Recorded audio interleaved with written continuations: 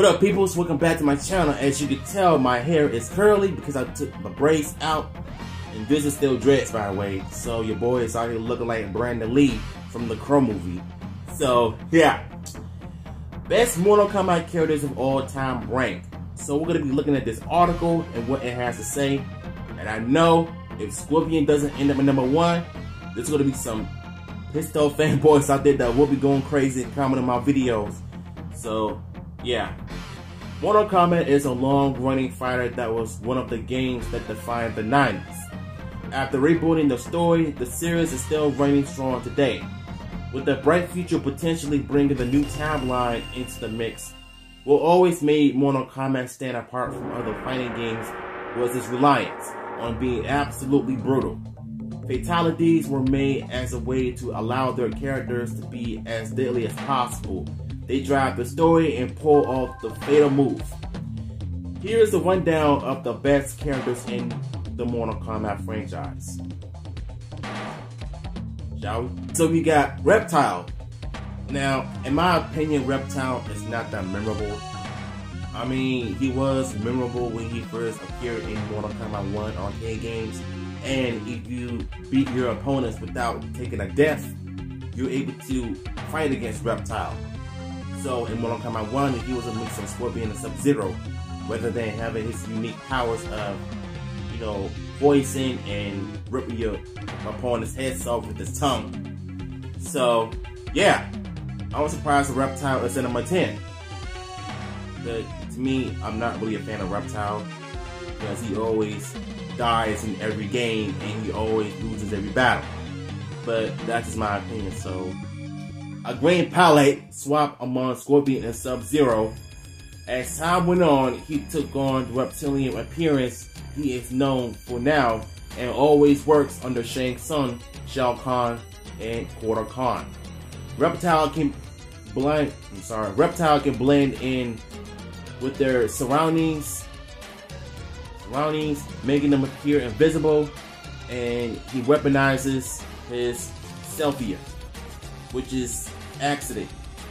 He uses both of these fighting factors to degrade his opponents over time.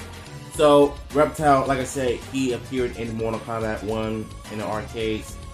You know, a palette swap of Scorpion and Sub-Zero. Still in the... Move on. Cassie Cage, Sonya Blade's daughter, and Johnny Cage's daughter. Well, their daughter for that matter. Cassie Cage is the daughter of Johnny Cage and Sonya Blade. She was introduced in Mortal Kombat X, and you can see how she is a combination of those characters. She has her cocky moments like her father, but is also a special force badass like her mother.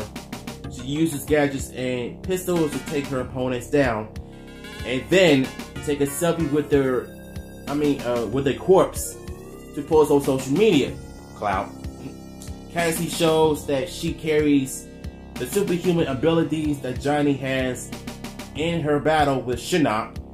She's able to single-handedly defeat him on her own. As stated above, Cassie combines the special forces training she got from her mother with the swagger and attitude her father uses. Her pistols and acrobatic moves are her biggest weapons, with occasional drone calling for a little extra help. Okay, my reading. Sometimes when I read, it's good, but then there are certain parts that gets harder and harder and harder. I can't stand it. I really can't. So, my girl Katana. She appeared in Mortal Kombat 2, aka Liu Kang's love interest. Katana is the daughter of Sindel and believes Shao Kahn is her father until she learns that he killed her birth father and stole his throne as ruler of Outworld. She teams up with and becomes in love with interest with Liu Kang. Katana was cloned by Shao Kahn, and this clone ended up in the creation of Mileena. In the rebooted timeline, she is killed by a resurrected Sindel and becomes a revenant alongside Liu Kang, ruling of Netherrealm. In Mortal Kombat 11, or MK11, she kills Shao Kahn and becomes the ruler of Outworld, and referenced as Katana Khan. After Liu Kang defeats Kronika, she stays to help him forge a new timeline. Now, for those of you who played MK11 and the history of Mortal Kombat, you will know that she's very different from her sisters, Melina and Jade. But the thing is, I think she was like mind control of Shao Kahn when, at the time, she was working for him and stuff, up until, you know, she realized that he killed her biological father. So that's kind of messed up for Shao Kahn's part. She's at number 8. Katana is best known for her steel fan that she uses to create gusts of wind and pulls off fast combos. Because of her quick fighting powers, she was one of the most popular fighters in her debut in MK2. Her fans are razor sharp, allowing her to cut her enemies to pieces. Now, if you played Mortal Kombat 2, the arcade and the Sega Genesis version, as well as the Super Nintendo version, her combos are the best when it comes to using the fan and using her kicks and punches to create better combos. Now that's really cool. Oh boy, number 7, Shang Tsung. Shang Tsung is one of the most prominent antagonists in Mortal Kombat. He is the sorcerer that steals the souls of those he defeated and can use that energy to disguise himself as others. He relies on that soul energy to keep himself young. Shang Tsung works underneath Shao Kahn in his early games, helping Outworld invade Earthrealm by throwing the Mortal Kombat tournament. In Mortal Kombat 11, his actions lead Liu Kang to become a fire god and reset the timeline. Shang Tsung uses his dark magic to transform himself into others, use their abilities against his opponents. He also implements flaming skulls as an attack, but the big focus is on his shape-shifting, in which is something Shang Tsung is famous for. You know, he is an underrated character, by the way, which is why he's in number 7. Kenshi from Deadly Alliance. Now, Kenshi is my favorite character from the game, so shout out to him. Kenshi is a blind swordsman who has many psychic powers, and commonly aids Sonya Blade and Jack Briggs in their special forces work. He was blinded after Shang Tsung led him to the blade that he now carries. It houses Kenshi's ancestors, who were all great swordsmen in their own rights. But the power was too much for his body to handle, leaving him blind. Now, his one true goal is to defeat Shang Tsung and free his ancestors' souls.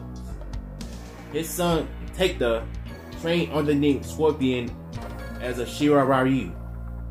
In combat, Kenshi uses his telekinetic powers and sword abilities to take down his foes. He can create duplicates of himself and throws out invisible punches to damage opponents. In MK11, you can see him find corpse in a crypt with no explanation as to how he died, and he doesn't appear anywhere else in the game. I don't get it. I thought he died in MK9 when the intro showed that he died in a battle during Armageddon. Weird. Johnny Cage is in number 5, y'all. Y'all gonna be so mad at this. Johnny Cage is a Hollywood star that enters the Mortal Kombat tournament to prove that he pulls off his own stunts. His younger version is very ignorant and very cocky, traits he does grow out of with age, and after marrying Sonya Blade and having Cassie as his daughter, Johnny does have superhuman powers, being a descendant of a Unitarian cult that breeds warriors from the gods. You see this by the green after image. The green after image he gives off with many of his powers. You can harness his energy you can harness this energy to give him the ability to go on one-on-one with a god like Shinnok and survive. Johnny's most iconic moves include punching his opponents in the crotch and uppercutting their heads clean of their bodies. He has a variety of acrobatic moves that he combines with his ancestral powers to win his battles. Johnny Cage is the most popular character if you think about it, and he has some memorable moments when it came to the Nut Punch, especially in the Mortal Kombat film, the 95 version. And the fact that his fanboys were crying about the fact that he was not in the Mortal Kombat 2021 reboot, and the fact that they teased for him in the sequel, which is still happening.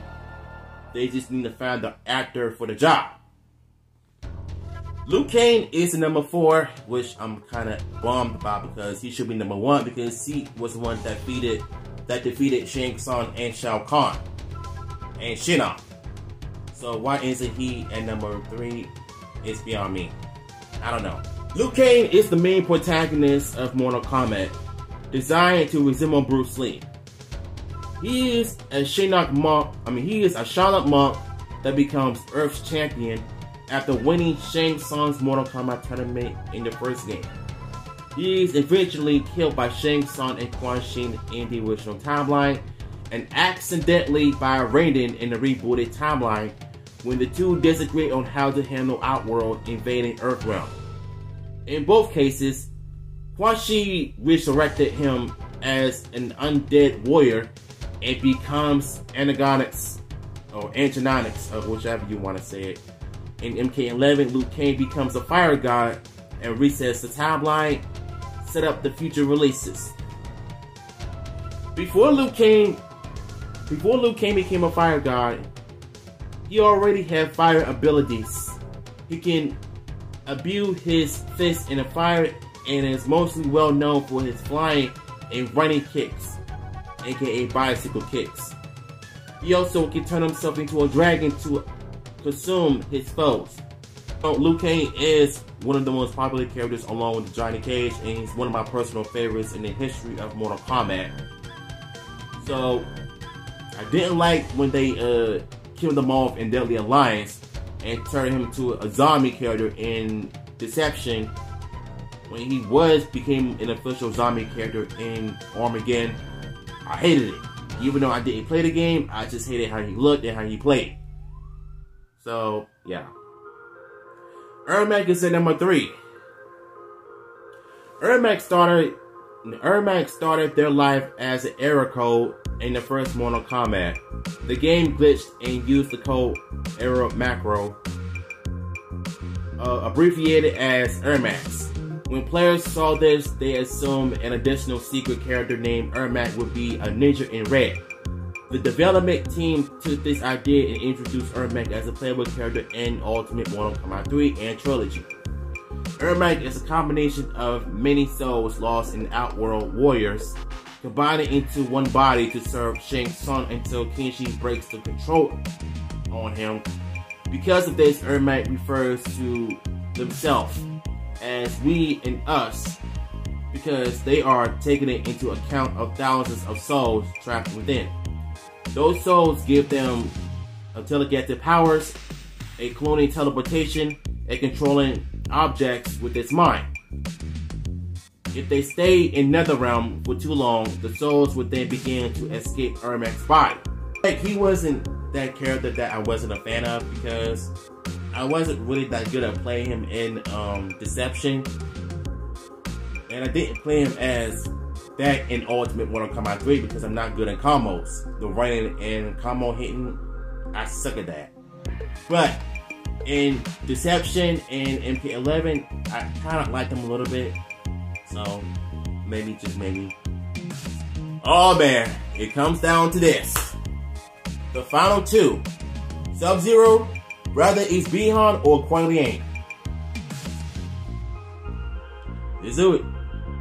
Sub-Zero is the iconic blue ninja that has ice powers. As we have seen the various games come and go, we have observed his capabilities expanding.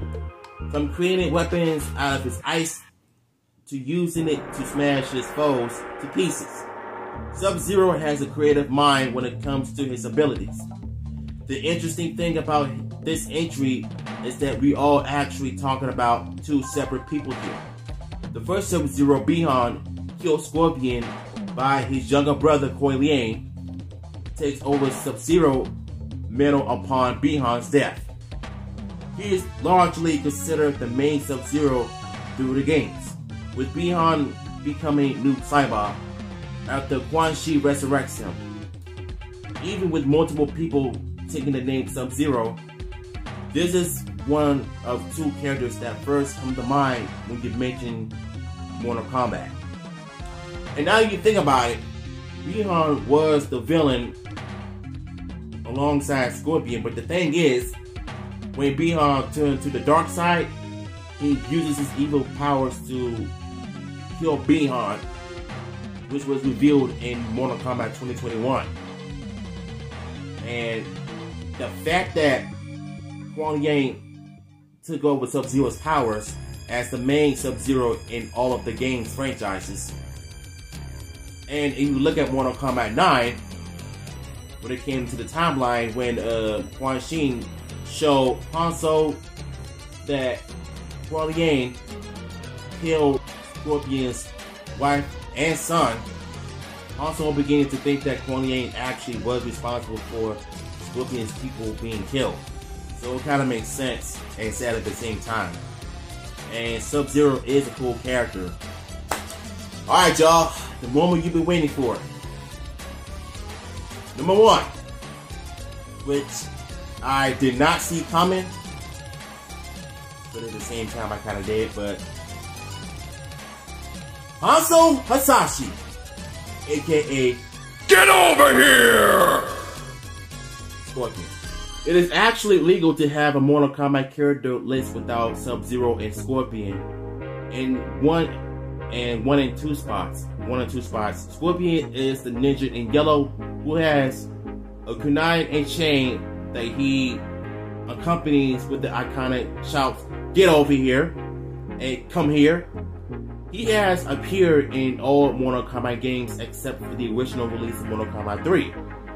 He has many demonic powers, including using a fiery teleportation move and removing his mask to reveal his skull and breathes fire onto his opponents.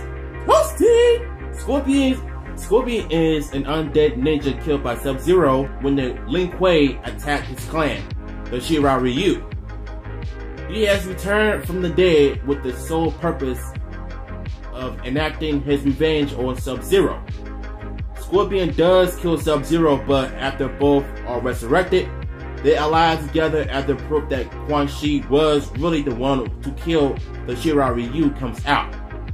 In the recent games, the Scorpion and Sub-Zero team together quite often, using their opposing powers and fighting powers to take down their foes. The post best Mortal Kombat characters of all time rank appear in the first. Now look, regardless if everybody says Scorpion is the greatest character of all time, and it's obvious. He's been through hell in the games, being resurrected. Quan Chi was the one that was responsible, and it's been revealed in Mortal Kombat 4. Despite some terrible voice acting and some bad dialogues, but the proof is in the pudding. So, yeah. Comment down below what are your favorite characters in Mortal Kombat and what would you rate them in the comments below. You know what to do, put it in the chat and I will see you in my next content.